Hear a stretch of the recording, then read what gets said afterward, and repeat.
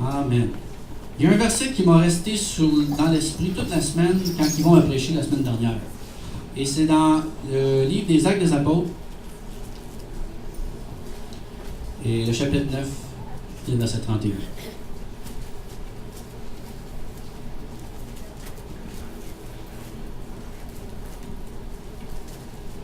Le titre du message de ce matin, si je peux mettre un titre, c'est « L'essentiel de la croissance ». Wow! Et quand je parle de croissance, je vais parler de la croissance de tout, finalement. Parce que là où il y a de la vie, il y a de la croissance. Il faut que ça grandisse. Amen? Alors, si ça ne grandit pas, il faut se poser la question, ça respire-tu encore? Oui. Si ça ne respire pas, il n'y a pas de vie, puis malheureusement, tout arrête. Mais la croissance, souvent on en parle et les gens dans le ministère vont dire « Ah, qu'est-ce que ça prend pour que l'Église grandisse? Que l'Église puisse avoir des gens qui rentrent dedans?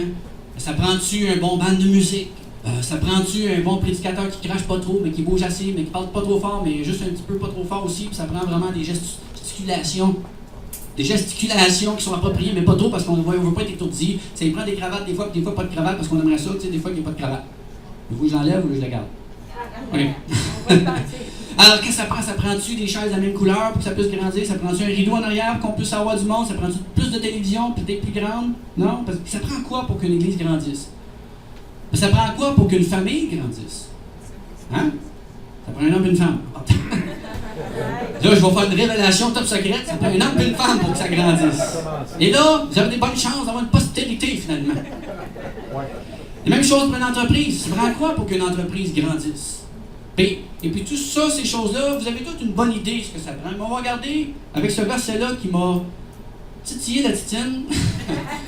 Pas hier, mais dimanche passé, il faut que j'en parle. Il faut vraiment que j'en parle. J'ai demandé au Seigneur, qu'est-ce que tu veux que je partage dimanche, Seigneur, montre-moi là. Et puis c'est resté ce passage-là. Et ça dit, l'Église était en paix dans toute la Judée, la Galilée et la Samarie, s'édifiant et marchant dans la crainte du Seigneur, et elle s'accroissait par l'assistance du Saint-Esprit. Et vous savez que dimanche passé, on a parlé sur la puissance du Saint-Esprit. Et que sans la puissance, ça devient difficile pour nous autres de marcher avec Dieu. Ah, il y en a qui vont réussir, il y en a qui vont passer à travers la brousse, puis la forêt, puis la jungle, puis tout maganer. Mais si tu as le Saint-Esprit, wow, c'est celui qui nous console, c'est celui qui nous guide, c'est celui qui nous dirige. Et non seulement ça, il a une puissance pour nous permettre de faire face à toute l'adversité qui peut venir devant nous. Tout ce qui se présente devant nous autres, le Saint-Esprit est là, il nous guide, il nous check, il nous protège, et il nous équipe en même temps pour faire face à n'importe quelle situation qu'on peut faire face. Alors, gloire à Dieu, si vous n'avez pas le Saint-Esprit, mais que le Seigneur vraiment vous l'envoie, on en a besoin. Quand Jésus a envoyé les disciples, être les témoins. Quand Jésus a envoyé les disciples pour dire, vous allez être mes représentants dans ce monde-ci, il n'a pas dit, allez-vous-en, prenez 3-4 cours bibliques, ça va bien aller. Non, il dit, attendez la puissance de mon esprit. Attendez-la. Puis partez pas sans l'avoir eu. Alors, il y a des gars qui se sont rencontrés dans cette chambre haute où ils étaient si souvent ensemble, en train de communier avec le Seigneur Jésus-Christ. Ils étaient là, ils priaient, ils intercédaient. Et ça a pris du temps. Et beaucoup de temps, mais ils attendaient. Et finalement, la puissance est venue. Et à ce moment même-là, les apôtres se sont levés et ont commencé à proclamer la parole. Ils avaient cette assurance, il y avait cette force, il y avait cette puissance. Et tout, par où ce qui passait, il n'y avait pas un endroit qui n'était pas impacté par les endroits qui passaient. Même un mendiant, amen, en train de quêter à la porte de l'église, à la porte du temple, puis qui quémandait. Pierre et Jean passaient par là, puis finalement la puissance est saisie d'eux, puis dit, nous autres, on n'a pas d'argent à te donner, mais ce qu'on a, on te donne, au nom de Jésus, sois guéri. Et bam! Et t'es guéri. Ça serait pas fantastique qu'on se promène des métros de Montréal pendant qu'il y a un paquet de quêteux. Hey, j'ai pas d'argent! Hey, j'ai pas d'argent! Au nom de Jésus, reçois! Paf, paf, paf! Imaginez tout ce que ça ferait. Mais si ça a été fait dans ce temps-là, on peut l'avoir nous autres aussi. Mais c'est pas ça mon message. L'Église et le peuple de Dieu s'accroissaient par l'assistance du Saint-Esprit, mais il y a deux éléments importants juste avant, qui dit s'édifiant et marchant dans la crainte du Seigneur. Wow! Ça m'a resté. Je dis, OK, Seigneur, qu'est-ce que tu veux nous dire? Parce que j'ai compris qu'on a besoin du Saint-Esprit, mais que je réalise que dans le plan divin de Dieu pour son Église, pour son peuple, c'est qu'on soit unis ensemble, comme un corps. Et que vous aimiez ma face ou non, Dieu a décidé que ce soit moi qui sois là ce matin. Je suis désolé. Et que j'aime votre face ou non, Dieu a décidé que vous soyez là ce matin. Désolé. Dieu nous a placés ensemble et Dieu a trouvé bon de former l'Église qui est un corps. Hein? L'Église, c'est pas la bâtisse. Là. Merci Seigneur, parce que c'est pas très honorifique, malgré qu'on l'a rénové un peu. L'Église, c'est pas ça. L'Église, c'est chacun de nous qui formons les briques et les pierres à laquelle Dieu a décidé de bâtir et d'ériger un édifice merveilleux. Et ça, c'est mon Église. Ça, c'est eux qui vont représenter mon corps. C'est de eux que je vais pouvoir déverser mes révélations. C'est sur eux que je vais pouvoir déverser les paroles que j'ai envie de donner au monde entier. C'est eux autres qui vont être mes ambassadeurs. C'est eux autres qui vont être les flambeaux dans le monde. C'est eux autres qui vont être la lumière à travers les nations. J'ai décidé, dit Dieu, d'utiliser nous autres, les êtres humains. Et là, vous allez dire, ouais, Seigneur, tu savais-tu que j'avais tant de défauts que ça? Puis tu savais-tu ça, Seigneur, j'avais tant de manquements que ça? Puis Seigneur, tu savais-tu? Oui, le Seigneur le savait. Après, moi, je suis ici avec. J'en avais un paquet de défauts. J'en avais des défauts, là. Ma femme n'est pas là, j'en profite. Ma femme a dit, t'en as encore! T'en as encore, mon beau, lâche pas. Et Dieu, quand même, dans sa grâce, décide de m'utiliser. Et dans sa grâce, il veut nous utiliser. Et la première chose qu'on va regarder ensemble, c'est que la croissance, indéniablement, passe par l'édification. L'édification à laquelle ici il est en train de nous parler. Dans cette édification-là, il y a 3 choses que je vais regarder avec vous. On va bâtir dans l'appréciation des uns des autres.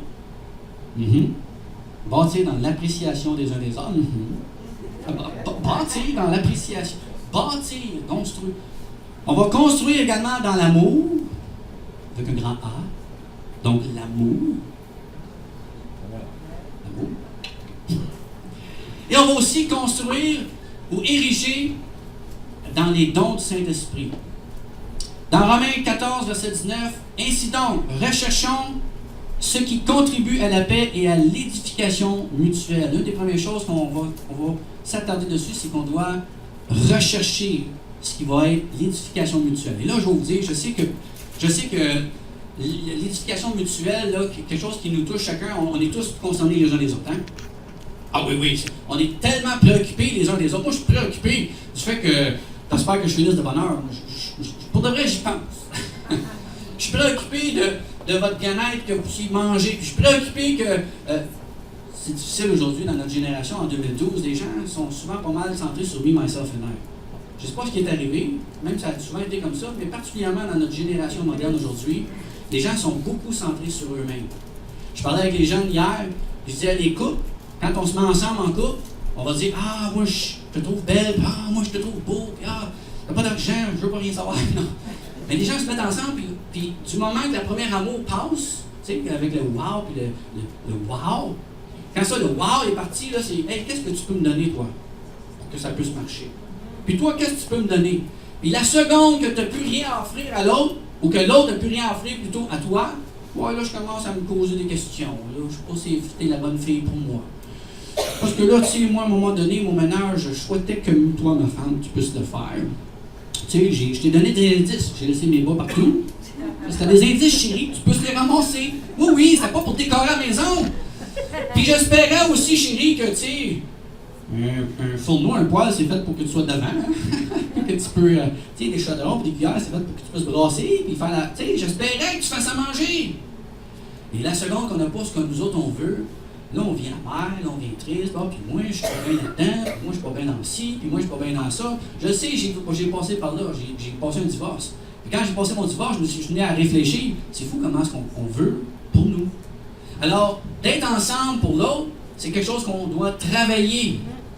On doit bâtir à ça. Fait que quand la première amour est passée, puis que quand les premières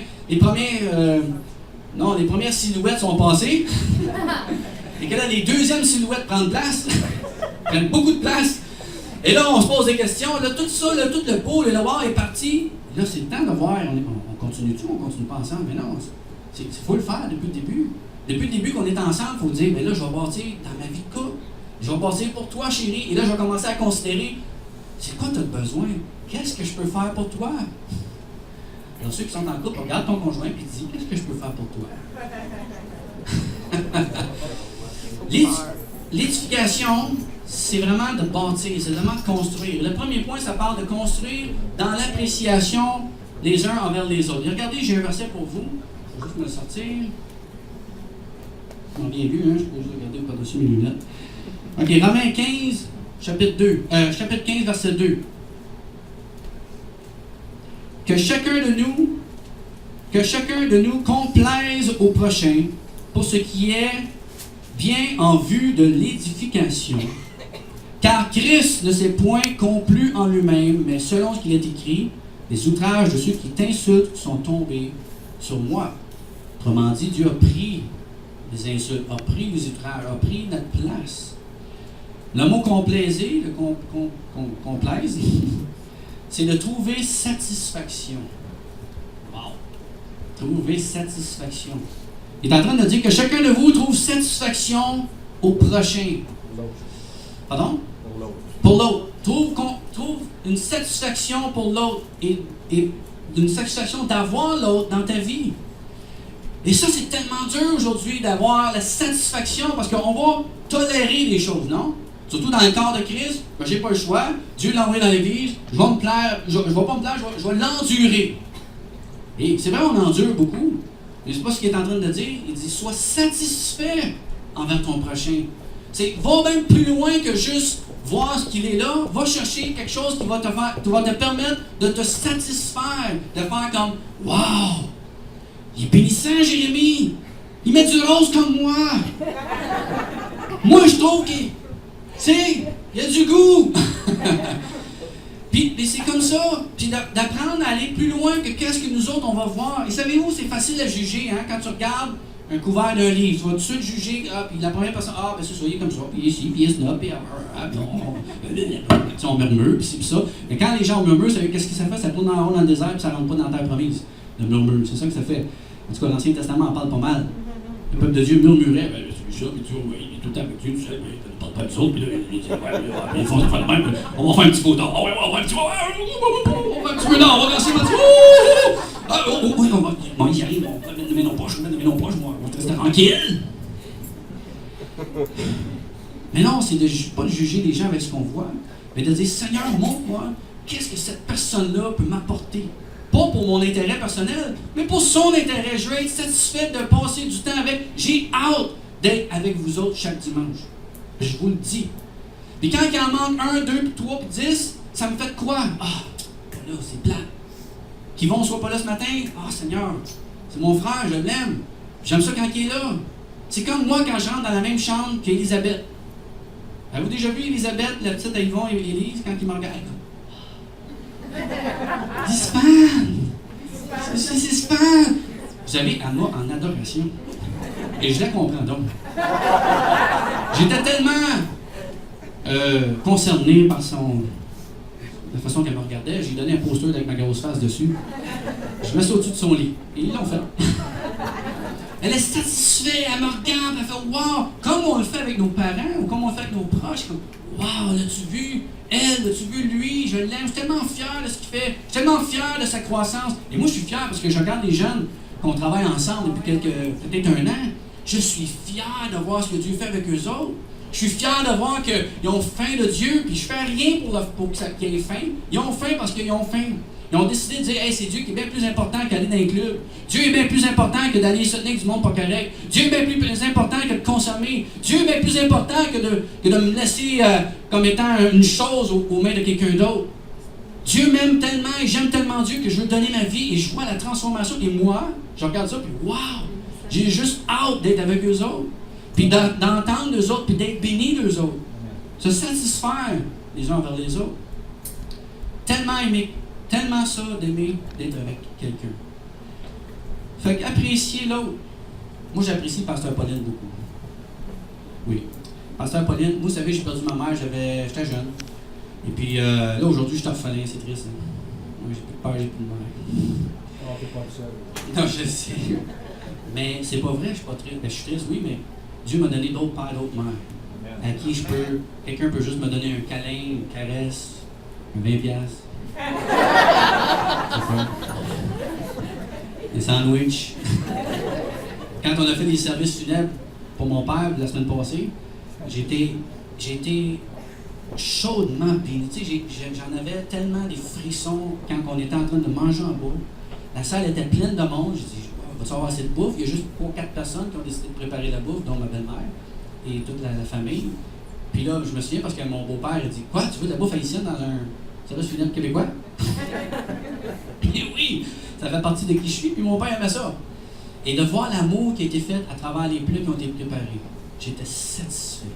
J'étais tellement satisfait, tellement béni que maman Pauline a pris en charge un si beau dossier pour permettre à ce que ma famille mange. Et là, j'étais fier. Là, je disais: Hey, ça, c'est mon église qui a préparé ça. C'est les gens de mon église, c'est mes moments, puis mon maman, puis mes moments, peut-être un poupée là-dedans, qui ont préparé la bouffe. Oui, j'étais vraiment fier. Donc, gloire à Dieu. Prenez le temps d'apprécier les gens qui sont autour de vous, et surtout les gens même dans l'église. Deuxièmement, c'est de construire dans l'amour. Et ça va être... Ça. Éphésiens 4. Chapitre 4, verset 16. Vous suivez toujours? Ça a un certain sens? Ou... Appréciez donc ce que je suis en train de faire. Hein? Amen. On t'aime, c'est fait. Ah! J'attendais. OK. Éphésiens 4, 16. C'est de lui, et grâce à tous les liens de son assistance, que tout le corps, bien coordonné et formant un solide assemblage, tire son accroissement selon la force qui convient à chacun de ses parties, et s'édifie lui-même dans la charité. Moi aussi, Pasteur Pauline, j'aime le mot charité en passant. Le mot charité a une belle définition. Ça parle de... On va sortir. Un amour des autres. Et aussi un synonyme qui parle de générosité. Mettons que... Là, je peux-tu me servir de toi 2 secondes? Ici. Là, tu vois, belle femme, hein, quand même. Avec tes cheveux ce matin, c'est quand même... Le mauve, je sais que Mimi, elle aime ça, le mauve. Elle a du mauve. Bon, je peux te mettre ma main sur ton épaule? Bon. Voyez-vous, si je fais ça comme ça, elle a comme... Tu as bougé. Mais là, si je demande à Joël venir ici. Joël. Non, est-ce qu'elle donne un bébé à quelqu'un? Gaston, viens ici. Claude, viens ici. Emmanuel, peux-tu venir? On va prendre... Mimi aussi, viens ici. OK? Alors, hein, tu peux pas la donner. Parce que ça va brosser. Viens de son côté. Viens de l'autre côté. Non, toi, reste dans le milieu. Mimi, t'en viens-tu? Manuel, viens par ici. Et Joël reste à côté d'Emmanuel. Mimi, maintenant à côté de Laila. Bon, voyez-vous? Maintenant, vous allez tenir vos coudes de même. Qu'est-ce que ça dit le verset? C'est de lui et grâce à tous les liens de son assistance. Okay? Dieu nous a permis de créer des liens, que tout le corps bien coordonné en formant un solide assemblage. Là, moi, si je veux attaquer Laila, ben, tu vois, ça bouge même pas.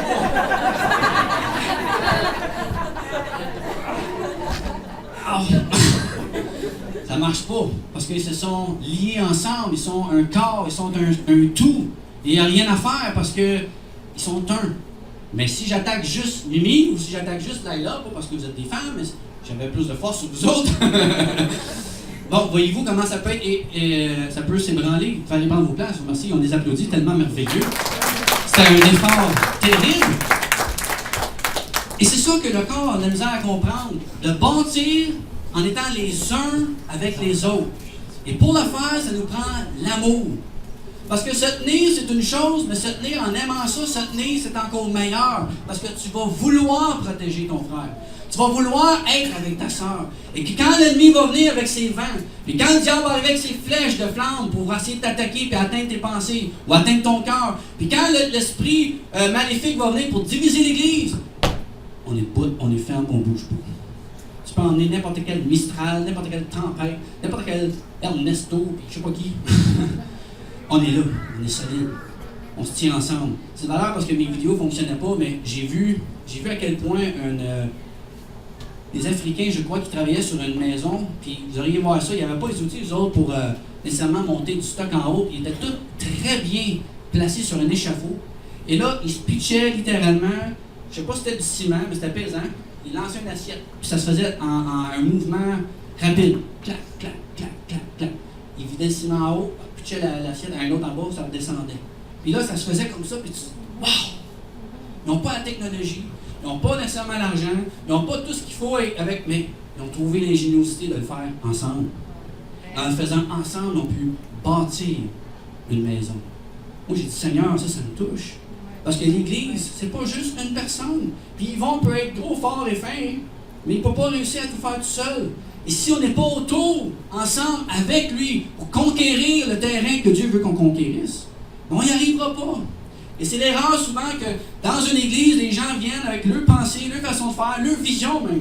Oh, moi, à l'église, moi je ferais ça de même. Non, qu'on se mette dans un seul accord, dans une seule pensée, un seul sentiment, la Bible nous dit, pour aller conquérir les champs qui nous ont été destinés. Parce qu'on a une guerre à faire. Pas vous faire de peur, mais on est en guerre en passant. On est en guerre. Les bombes explosent de partout. Vous n'entendez pas, c'est spirituel, mais ça explose de partout. Le diable n'arrête pas 2 secondes. Il est toujours en train de chercher une stratégie pour essayer de gagner les gens à lui, pour essayer de les séduire d'une façon quelconque. Là, il a réussi avec la musique. Il réussit à séduire un paquet de gens par la musique qui a volé à l'église en passant. Parce que dans les églises gospel, on va vous dire une chose, il y avait une musique originale qui sortait de là. Et si vous pensez qu'Elvis Presley était bon, il a tout pris ses trucs dans une église baptiste. Oh, for money. Mais il bougeait dans l'église. Oh, one for God. Il était dans l'église, il était au moins rempli du Saint-Esprit. Puis là, il dit, moi, j'en veux pour mon propre vice. Et il est allé devenir le king du rock and roll en volant des choses qui appartenaient à Dieu. Et le diable est venu voler aussi à travers les couples, les divorces, l'homosexualité. Comment est-ce qu'il réussit là, à rentrer ça dans la tête du monde entier, que c'est tout correct, c'est tout normal. Il a réussi à rentrer à travers les jeunes femmes pour dire, fais-le apporter ton bébé. Il ne vit pas, c'est pas grave, c'est pas important. Il rentre dans nos écoles, il rentre dans nos églises, puis il sac Dieu dehors. Il réussit à faire ça. Tu vas dans des églises, puis tu as quelques chansons, mais l'esprit n'est pas là. Parce qu'on va faire un beau programme pour que tout le monde soit bien content. C'est vrai qu'ils vont ce qu'il a dit la semaine passée. On saurait quoi faire pour que les gens viennent en grand nombre. On peut faire un bon spectacle, là. On peut en faire des bons spectacles. Mais c'est pas ça qu'on veut. On veut ce que Dieu veut. On veut le faire à la façon que Dieu veut le faire.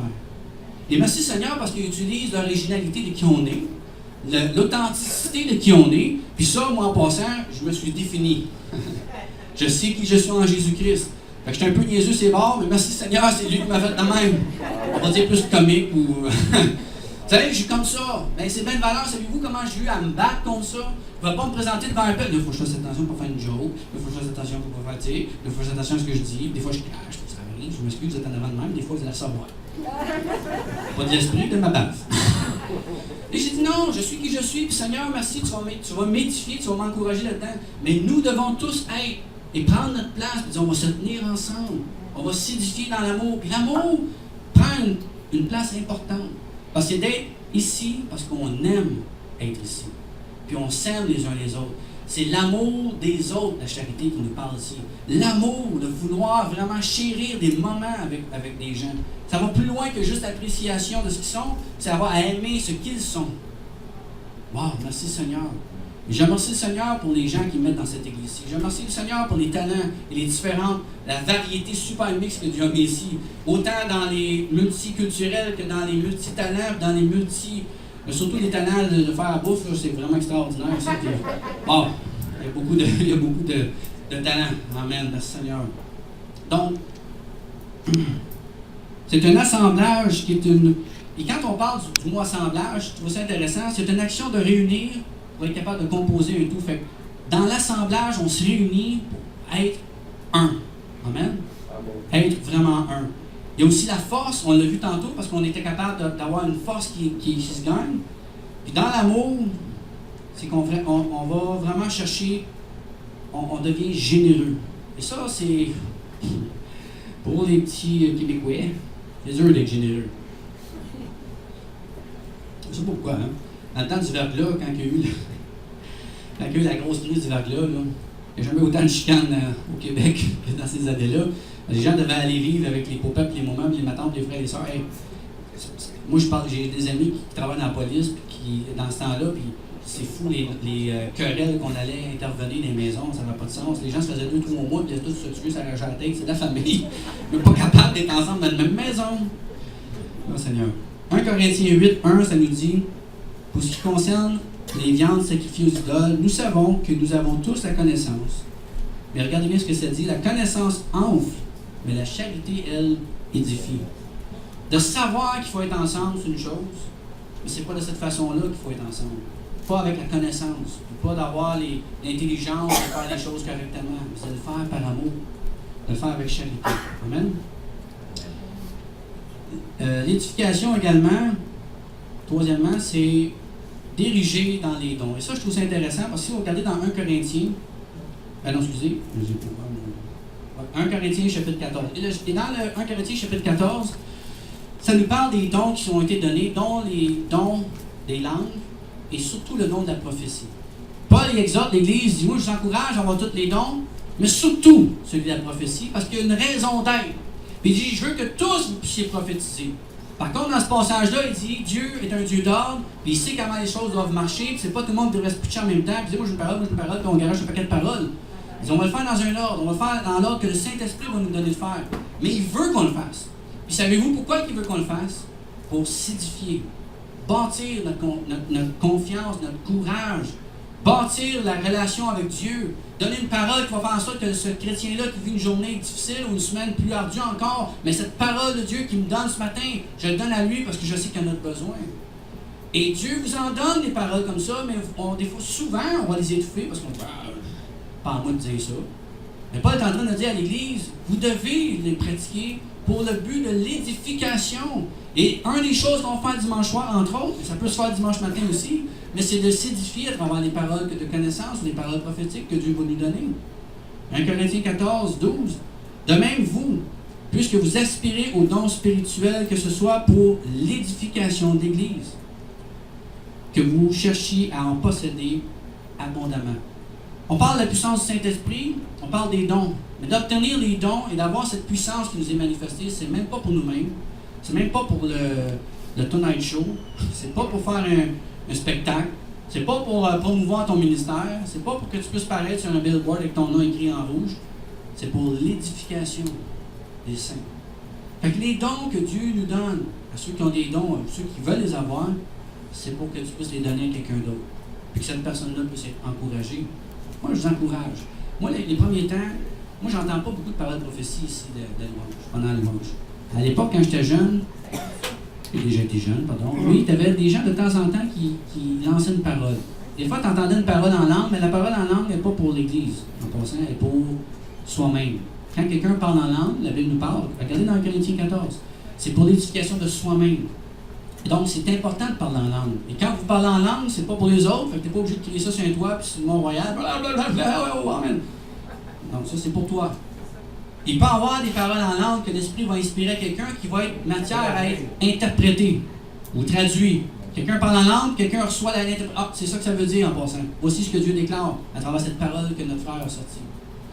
Et quand on parle en langue, c'est l'Esprit qui parle des soupirs inexprimables, montre ça vers Dieu. Donc, souvent, moi, quand je parle en langue, je me rends pas compte de ce que je dis, mais dans ma semaine, il se passe des choses. Wow, je suis donc bien béni cette semaine. Comment ça se fait? Mais c'est parce que l'Esprit, lui, est intercédé pour toi. Pendant que tu parlais en langue. Fait que moi, je vous encourage. Parlez en langue. Vous ne savez pas le parler en langue parce que vous pensez pas être baptisé du Saint-Esprit, on va prier pour vous. Vous devez avoir cette puissance. Vous devez l'avoir pour marcher dans votre vie chrétienne parce qu'il y a un paquet d'avantages de l'avoir. Ça vous donne un paquet d'options. Comme quand tu achètes un char. Tu l'achètes-tu pas de pneus, pas de steering, pas de banc? Ben non, ça prend des pneus, ça prend ça, puis plus juste ça. Si tu es capable d'avoir l'air climatisé. C'est une affaire dans un été comme on est aujourd'hui. Pas aujourd'hui, mais cette année, là. Hey, monsieur, l'air climatisé. Hein? Pas l'air conditionnel à la vitesse que tu vas avec les vitres à terre. L'air climatisé. Ça fait du bien ici. Hein? Si tu peux l'avoir, tu le prendrais-tu dans ton char? Si tu peux avoir la climatisée dans ta maison, est-ce que tu le voudrais? Non, je vous parle là. Bon! Mais le Saint-Esprit dit, mais là, tu peux avoir bien plus que l'air climatisé. Il va donner l'air de la puissance de Dieu qui va venir souffler dans ta vie, puis qui va donner tout ce que tu as besoin, qui va te rafraîchir, qui va donner la puissance pour faire face à tes adversaires. Fait que Dieu nous le donne. C'est pas pour dans ce temps-là. Ben, c'était pas dans ce temps-là, mais c'est pas aujourd'hui, encore aujourd'hui. Donc, Dieu nous donne vraiment ces dons-là, les dons de la foi, des dons de parole de connaissance, des dons de guérison pour les autres. Et moi, je vous demande, aspirez à ces dons-là pour l'édification, puis on en a besoin pour que l'Église grandisse. Ça fait partie des éléments essentiels. Dans 1 Corinthiens 10, verset 23, tout est permis, mais tout ne m'est pas utile. Tout est permis, mais tout n'édifie pas. Donc, que personne ne cherche son propre intérêt, mais que chacun cherche celui d'autrui. Donc, ça résume bien ce premier point qui parle qu'on a besoin de s'édifier le corps ensemble. Pour que le Saint-Esprit nous fasse croire, on doit être ensemble et s'édifier les uns les autres. La deuxième chose que le Seigneur nous parle, c'est, dans le verset, ça dit, marchant dans la crainte du Seigneur. Bon, il est déjà midi, je vais essayer de faire ça vite, mais c'est un point hyper important. Marcher dans la crainte du Seigneur. Pensez-vous que c'est marcher dans la peur? Non.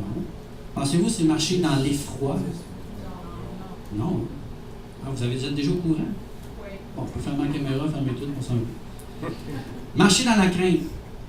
Vous voulez des versets, puis ça va vous donner quelques petites idées à quel point cette crainte-là, elle joue un rôle important dans nos vies si on marche dans la crainte de Dieu. La crainte de Dieu, moi, vraiment, de façon crue, c'est de marcher avec cette révérence envers Dieu, sachant qu'il y a toute la puissance pour tout éteindre. Je sais, je connais mon Dieu. Il a la force de donner, mais il a la force d'enlever. Dieu peut m'enlever le souffle de même. Mon chum, il est mort dans un accident tellement bête. Et on se dit tout, aïe, son heure était sonnée. Les gens, beaucoup de gens ne croient pas en Dieu. Hey, il fallait croire que Dieu a décidé que c'était là que ça se passait. Tu sais, le timing, puis je sais pas, j'ai déjà montré un moment donné une vidéo dans un film qui s'intitule Benjamin Button, en tout cas. Puis il y a une scène dans ce film-là qui montre que sa copine, elle se fait frapper par un auto. Mais là, il recule, il dit, si, mettons, que le chauffeur de taxi n'aurait pas échappé son 25 cents, puis que si le gars qui... Tu sais, il y a un paquet de scènes qui fait que le temps est marqué. Je sais pas si vous comprenez ce que je veux dire. Et donc, la femme qui a passé sa rouge, si elle aurait été retardée à un autre stop, ou quelqu'un l'aurait coupé avant, il n'aurait pas eu d'accident. Si lui, il aurait fait un stop un petit peu plus long, ou si lui, aurait fait... Voyez-vous comment est-ce que... Là, les gens disent, c'est de Dieu. Oui, c'est de Dieu. Dieu connaît les jours qui nous ont été donnés. Dieu sait exactement le temps qu'il nous a prêté. Moi, j'ai cette crainte, pas parce qu'il va m'enlever la vie, je le crains parce qu'il a toutes choses entre ses mains. Puis il peut accomplir toutes choses comme il veut, selon sa volonté. Alors, j'ai cette crainte que Dieu peut faire ce qu'il veut, quand il veut, comme il veut. Alors, je me soumets à sa puissance. Je me soumets aussi à sa volonté. Parce que quand Dieu dit, la chose arrive. Mais ça, c'est dans toute part, tout côté, en passant. Dieu dit la chose arrive, ça peut être n'importe quoi. Parce que Job, il l'a vécu, lui, quand Dieu dit la chose est arrivée. Job est allé voir Dieu, il dit, hey, tu Job, là, ça va bien, hein, mais moi, si je fais ça, ok, fais-le. Dieu l'a dit, la chose est arrivée. Et Job a passé à travers des épreuves effroyables. Mais d'avoir cette crainte-là de Dieu, ça t'appartient. Mais c'est pas une crainte où ce qu'on a peur. Pas avoir, oh non, j'ai peur, c'est, oh Seigneur, je sais que tu es Dieu. Dieu, c'est pas notre chum. Dieu, c'est pas notre best buddy. Hey, our buddy! Dieu, c'est Dieu. C'est le créateur de toutes choses. Lui, c'est lui qui tient mon cœur dans sa main. C'est lui qui me permet qu'il bat aujourd'hui. J'ai un immense respect, une immense révérence envers Dieu. Et la crainte, on vous dit, elle se manifeste dans la louange. Ça dit dans, je vais vous lire les versets en rafale si vous voulez, mais dans Psaume 40, verset 3, il a mis dans ma bouche un cantique nouveau, une louange à notre Dieu. Beaucoup l'ont vu et ont eu de la crainte et ils se sont confiés en l'Éternel. À travers la louange, on est même capable, à cause qu'on aime Dieu tellement, d'emmener les gens à craindre Dieu et nous emmener à craindre Dieu davantage. Parce que plus tu loues Dieu, plus tu rentres dans sa présence, plus tu rentres dans son lieu très saint, plus cette présence-là est manifeste. Et moi, ce que je trouve intéressant, c'est que quand Dieu représentait sa présence, premièrement, vous savez que Moïse ne pouvait pas faire face à face avec Dieu, il mourrait de là. Puis là, Dieu a dit, m'a te faire grâce, m'a passé juste devant toi. Fait que cache-toi dans la grotte, puis je vais juste passer. Il m'a sauvé la vie pour souffler. Il a dit qu'il y avait des fans, il y avait plein d'affaires pour ça. Une douceur est venue, la présence de Dieu. La présence de Dieu. Puis Dieu a même tellement fait des choses, a tellement écrit des lois et des principes de comment s'approcher de lui dans sa présence, parce que sa présence était quelque chose de précieuse. Tu ne pouvais pas rentrer dans la présence de Dieu comme tu voulais. Les sacrificateurs ne pouvaient pas aller dans le lieu très saint chaque journée, là. Ils rentraient là avec des habits spéciaux, une corde attachée sur la cheville, parce que si jamais il faisait quelque chose tout croche, il était mort. Sur le moment, sur le champ. Et une fois par année, il pouvait rentrer dans ce lieu très saint. Est-ce que Dieu est changé? Non. Mais Dieu nous a donné accès à sa présence. Donc, ce qui a changé, c'est pas Dieu, c'est l'accessibilité qu'on a à lui. et de pouvoir entrer dans sa présence. Et quand on vient les dimanches, et quand on vient dans la louange, ou quand on vient dans la présence de Dieu, c'est pas de rentrer là avec « Ah, Dieu, moi ça va, alright! J'espère qu'ils vont m'en donner une bonne le matin, ça me tente, moi. Oh, pas bien, là, puis j'espère qu'ils vont intervenir. » C'est pas un vending machine, là. Puis sur le piton, qui est une requête de prière, « Ouais, Dieu, donne-moi. » Et ça, c'est manquer de respect total envers Dieu. Quand on crie à Dieu juste quand ça va mal, pensez-vous qu'on respecte Dieu? D'aucune façon. On prend Dieu pour le sauveur des moments difficiles. Puis quand ça va bien, on l'oublie, on ne sait même pas c'est qui, on ne sait même pas il est où. Cherche-nous. Quand il y a des gens qui viennent à l'église des fois, puis tu peux dire, pas juste ici, mais moi je parle en général, les gens vont à l'église quand ça va mal. Quand ça va mal, je suis bien des clubs le dimanche matin, tu sais, j'ai besoin de me mettre en règle avec Dieu. Et peut-être du moment que ça va bien, tu ne le vois plus. Fini. Plus là. Ça, c'est manquer de respect envers Dieu. Mais de l'avoir dans la louange. Deuxièmement, dans le psaume 64, verset 9, tous les hommes sont saisis de crainte, ils publient ce que Dieu fait et prennent garde à son œuvre. Ils ont la crainte, et parce qu'ils ont cette crainte, ils vont la publier en louange, ils vont la publier en proclamation, ils vont vraiment dire « Wow, Dieu est grand! Dieu est manifestement grand! » La crainte aussi se manifeste dans la sagesse. Proverbe 2, verset 3 à 6. Oui, si tu appelles la sagesse, et si tu élèves ta voix vers l'intelligence, si tu la cherches comme l'argent, et si tu la poursuis comme un trésor, alors tu comprendras, quoi? La crainte de l'Éternel. Et tu trouveras la connaissance de Dieu, car l'Éternel donne la sagesse de sa bouche, la connaissance et l'intelligence. Tu vas comprendre ce que c'est que cette crainte de Dieu quand tu poursuis la sagesse. Et la sagesse, on en avait déjà parlé, c'est de discerner, c'est de savoir quand faire et quand pas faire. Quand dire et quand pas dire. Quand être et quand ne pas être. À un moment donné, c'est le temps de juste la fermer. Non? Mais moi, parce que je crains Dieu, quand Dieu me dit ferme-la, je la ferme. Ça ne sera pas là, je vais me la fermer. Mais c'est de laisser Dieu en charge. J'ai déjà arrivé dans une j'étais invité ailleurs à prêcher. Dieu me dit, tu ne prêches pas le matin, je vais juste prier pour les gens. Seigneur, c'est plat. Comme ça, on va parler. C'est fun de parler. Il dit, tu parles pas, puis tu fais ce que je te demande. Oui. Oui. Tu sais, le petit, oui. C'est pas le pas, Seigneur, je te respecte. J'ai une grande révérence. J'ai un grand respect pour ce que tu me dis. La crainte va apporter, par contre, la prospérité. Puis ça, c'est intéressant. Je ne vous lirai pas tout le texte, mais vous allez le retrouver dans l'Exode, le chapitre 1, du verset 15 au 21. Il y avait deux femmes qui s'appelaient Shifra et Pua. Il y en a qui ne sont pas chanceuses. Qu'est-ce qui t'a défini? Mon nom, Boswell! Pharaon est allé les voir, c'était deux sages-femmes. Il est allé les voir, puis il dit là, il voyait le peuple devenir trop nombreux, le peuple hébreu. Il dit là, ça ne marche plus. Il s'en va ces sages-femmes-là, parce que ces sages-femmes-là accouchaient des enfants. Puis il dit à Shifra et Pua, il dit, quand tu vas aller accoucher, tu vas si c'est un garçon, tu vas les faire mourir. Si c'est une fille, ben laisse-les vivre. Mais au verset 17, les sages-femmes craignirent Dieu et ne firent point ce qu'il leur avait dit le roi d'Égypte. Elles laissèrent vivre les enfants. Au verset 18, le roi d'Égypte appela les sages-femmes et leur dit, pourquoi avez-vous agi ainsi et avez-vous laissé vivre les enfants? Là, ils sont dans le trouble. On parle du roi d'Égypte, on parle de Pharaon, c'est le king de la place, c'est lui qui domine la terre. Puis ces deux petites femmes-là, Mme Pua et Mme Shifra, avec des noms bizarres, de même, plates à mort, vont s'interpeller, vont dire, hey, nous on craint Dieu, on ne va pas faire ce que tu nous demandes. Lui, il avait le pouvoir terrestre de les faire mourir. Il avait le pouvoir de les faire jeter en prison. Il avait le pouvoir d'un paquet d'affaires. Les autres, ils ont dû craindre ses pouvoirs à lui. On s'en fout de lui. On s'en fout de s'il nous laisse la vie ou non. Moi, je crains bien plus Dieu, ce qu'il va me faire si je n'obéis pas à Dieu. Je crains tellement plus les répercussions de désobéir à Dieu que les répercussions de désobéir aux hommes, puis à la volonté des gens, à la volonté du monde à ma job, à la volonté de mon boss, à la volonté de mon père ou de ma mère. Je crains bien plus qu'est-ce que Dieu va me faire à moi que ce que ces gens-là peuvent me faire. Je vais perdre ma job. Moi, être renié de ma famille. J'aurai plus d'amis. C'est même mieux ça que de ne pas avoir la présence de Dieu de mon bord.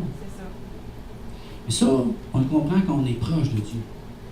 Plus on s'approche de Dieu, plus on le comprend, plus on le saisit, plus on réalise que c'est bien plus important ce que Dieu dit. Et c'est pour ça que c'est difficile d'avoir des grandes églises en passant. Parce que les gens ont de la misère à suivre ce que Dieu veut, et faire ce que Dieu leur dit de faire. C'est dur. C'est dur quand la parole de Dieu commence à nous parler, nous interpeller sur la justice. Et la sanctification, mais là, c'est plate, la sanctification, là, ça veut dire qu'il ne faut pas que je fasse des affaires que j'aimerais faire. Ben oui! Puis Dieu dit en plus, si tu le fais pas, moi même te protéger. Fait que quand je te dis d'être mari d'une seule femme, c'est parce qu'en même temps, je suis en train de te sauver d'un paquet de bébites et de maladies. Non? Oui. Demande à Madame Pua, elle sait, elle a couché des enfants. Tu es facile ce bout-là. Ça me semble que ça fait plus pantoute. Les sages-femmes répondirent à Pharaon, c'est que les femmes des Hébreux ne sont pas comme les Égyptiennes, elles sont vigoureuses et elles accouchent avant l'arrivée de la sage-femme. Et Dieu, verset 20, fit du bien aux sages-femmes, et le peuple multiplia et devint très nombreux, parce que les sages-femmes avaient eu la crainte de Dieu. Dieu fit prospérer leur maison. Vous voulez avoir un secret ce matin? Y en a-tu qui veulent être riches? Y en a-tu qui veulent prospérer? Crains Dieu. Crains Dieu avant toute chose. Crains Dieu avant tes partenaires en affaires. Crains Dieu avant les gens même de ta famille. Crains Dieu. Et quand tu vas craindre Dieu, Dieu va te donner tout ce que tu as besoin pour t'élever dans ton milieu, comme il fait avec ces femmes-là. Ils ont été élevés, ils ont même prospéré. Vous connaissez toute l'histoire de Daniel. Quand il a décidé de prier, quand même qu'il avait eu l'interdiction de prier, il a été jeté dans la fosse au lion. Il a été jeté, lui, dans la fosse au lion. Les lions étaient en face de lui. J'ai écouté sur YouTube à un moment donné, je pense que vous allez trouver, ne venez pas plein des lions. Et monsieur, t'as le poil qui te débarque des bras. C'est garanti, tellement c'était peurant. Des lions qui sautent sur le monde. Dangereux, un lion, quand vous y pensez. Là. Puis lui, il était là avec des lions. Et il savait que son chien était mort. Son corps. Il n'y a pas de chien, pour ça. Juste au cas où que. Mais Dieu a fermé la gueule au lion et il l'a fait survivre. Et qu'est-ce qui est arrivé quand il était sorti de là? Le roi l'a placé intendant de toutes ces choses. Il était un des premiers dans le royaume et les gens devaient craindre Dieu. Et pensez-vous que les gens n'ont pas craint Dieu après avoir vu ça? Ben, je suis certain. Ça commence où? Ça commence-tu à se pitcher dans les fosses au lion? Mais non. Faites pas les choses en envers, pitchez-vous pas dans une fosse à lion. Laissez-vous pitcher dedans si parce que vous avez craint Dieu. Et quand tu te présentes devant ton boss puis tu dis « Non, je ne ferai pas cette chose-là parce que ça vient à l'encontre de mon intégrité. Non, je ne tricherai pas le système, puis je vais échanger les taxes. Puis non, je ne ferai pas une passe pas correcte. Je vais maintenir. Ouais, mais tu vas perdre ta job. C'est correct, tu veux m'enlever ma job. Mais tiens-toi parce que tu crains bien plus Dieu et sa parole que les répercussions. Et vous allez être surpris comment Dieu va honorer votre parole. Si ce n'est pas là, ça va être ailleurs. Vous allez prendre beaucoup plus de place et vous allez prospérer. C'est un principe biblique. Les gens d'affaires le font, amen. Lorsqu'ils placent les choses au bon endroit et qu'ils sont intègres, bien, la prospérité, c'est une des choses qu'on a à cœur de faire. Moi, Yvon, et d'autres personnes dans l'Assemblée, on veut enseigner l'intégrité des choses à faire. Dans vos finances, vous devez mettre vos choses aux bons endroits. Dans vos finances, Dieu vous les a prêtées. Tout vient de Dieu, amen. Qu'as-tu que tu n'aies reçu? Ben, l'argent que tu as, ça vient de Dieu. À cette heure, Seigneur, je vais t'honorer. Mais montre-moi comment le faire en te craignant. Quand je parle pour moi, puis sentez-vous pas condamné, mais si je ne sais pas fait ma télé, non. Je parle pour moi, ok? Mais si je n'honore pas Dieu avec mon argent, par mes dîmes et mes offrandes, moi je crains Dieu. Je crains Dieu parce que c'est déjà arrivé souvent. Et là, vous allez dire, t'es flyé. Oui, je sais que je suis flyé, mais je l'ai vu de mes yeux, je l'ai vu de mon portefeuille. Qu'à des moments donnés, j'ai dit, non, je ne donne pas ma dîme, là, ça coûte, là, j'ai besoin. Ben, je prends une étiquette de 400 pièces. Il a pris le double de ma dîme. Seigneur, qu'est-ce qui se passe? Ou ben non, tu sais, il arrive une bad luck sur ton char. Pas que Dieu fait exprès, mais, tu sais, honorons Dieu avec ce qu'il nous a donné. Et ces femmes-là ont compris. Vous savez que sans la crainte, effectivement, la malédiction peut se porter tout près de nous.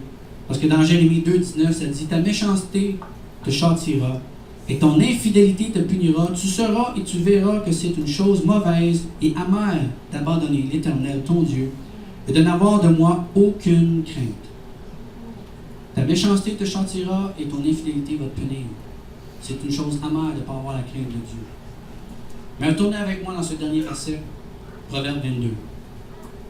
On va l'afficher, j'imagine. OK, Proverbe 22. Avant, tu entendais beaucoup de Bibles tourner. Là, c'est tous ces téléphones que tu n'entends rien. Fait que tu sais pas si le monde a tourné en Bible ou non. Proverbe 22, verset 4. Qui est-ce qui parmi nous veut la richesse?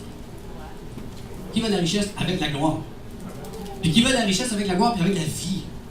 Checkez bien ça, j'ai le secret, c'est écrit en quelques lignes seulement. Le fruit de l'humilité, de la crainte de l'Éternel, c'est la richesse, la gloire et la vie. Le fruit de celui qui a cette crainte de Dieu et de l'humilité va récolter la gloire, la richesse et la vie. C'est pas moi qui le dis, là. C'est écrit. Ben moi, c'est écrit bleu sur blanc. C'est écrit dans vos Bibles. Si Dieu prend la peine de nous permettre d'avoir ce verset-là, c'est parce que c'est vrai. Et Dieu veut que vous puissiez comprendre cette crainte avec le Seigneur. Amen. Donc, si vous voulez croître dans votre vie, à tous égards, votre vie personnelle, dans votre vie de famille, dans l'Église, dans vos entreprises, cherchez l'édification, cherchez la crainte de Dieu et laissez le Saint-Esprit dans son assistance vous faire croître dans vos vies. Amen. On va se lever tous ensemble. Gloire à Dieu.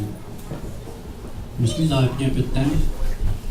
C'est votre faute parce que les témoignages étaient trop longs. Amen. Vous êtes bénis? Êtes-vous prêts à vous édifier les uns les autres? Dans toute la gang-là que vous allez saluer, là, as-tu quelque chose pour quelqu'un que je puisse donner ce matin? Dieu va vous donner quelque chose à donner à quelqu'un ce matin. Seigneur, je relâche la puissance de ton esprit ce matin. Seigneur, je relâche, Seigneur, cette parole, Seigneur, qui nous libère de toute captivité, de toute gêne, de toute timidité, Seigneur, que ce n'est pas un esprit de timidité que nous avons reçu, mais un esprit de force, d'amour, de sagesse. Alors, Père, au nom de Jésus, que l'amour, que ton amour, Seigneur, soit dans chacun de nos cœurs et qu'on puisse, Seigneur, s'apprécier, s'aimer et bâtir les uns les autres avec également les dons que tu nous as donnés dans la crainte de ton nom, dans la crainte de ta présence, Seigneur. Bénis mes frères et mes sœurs en abondance, Seigneur. Bénis le retour à la maison. Puisses-tu les protéger, qu'ils puissent vivre une excellente journée dans ta présence. Au nom de Jésus, je prie. Amen.